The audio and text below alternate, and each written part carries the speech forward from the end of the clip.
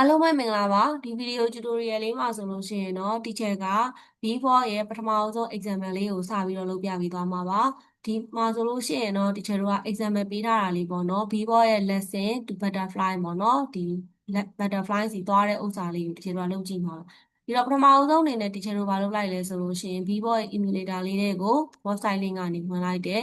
ပြီးတော့ teacher တို့ကဘာလုပ်ဖို့လိုလဲဆိုရင်သူ့ရဲ့ B ပေါ်မှာပေးထားတဲ့ဥစ္စာကဒီဥစ္စာအများကြီးပဲပေါ့နော် online emulator မှာပေးထားအများကြီးတရားကတော့ဒီမှာ B ပေါ်ရဲ့ lesson map butterfly ဆိုတာလေးရွေးလိုက်ပါတယ်ရွေးပြီးတော့ဒီမှာဆိုရင် teacher ကဒီ butterfly က7ဆိုတဲ့အကွက်မှာရှိနေတာပေါ့နော်ဒီဟာလေးကိုသွားဖို့အတွက်ဆိုတော့ဒီ B ပေါ်လေးကို turn right ပေါ့နော်တစ်ချက်နှိပ်ရမယ် turn right တစ်ချက်လှည့်လိုက်တာလှည့်ပြီးမှကျ forward ကို1 2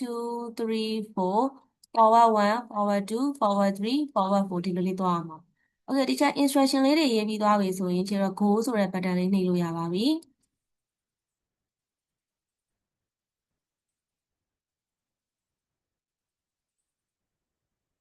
โอเคဒါဆိုရင်တော့ဒီ B ဘော်လေးက butterfly စီရောက်သွားပြီပေါ့နော်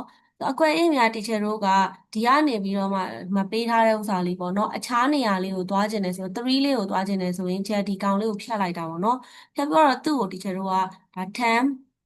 turn left ပေါ့ turn left ကိုသွားမယ်ပြီးရင်1 2ပေါ့နော် forward 1 forward 2ဒီဒါဆိုရင် teacher တို့စကြည့်အောင်ပါ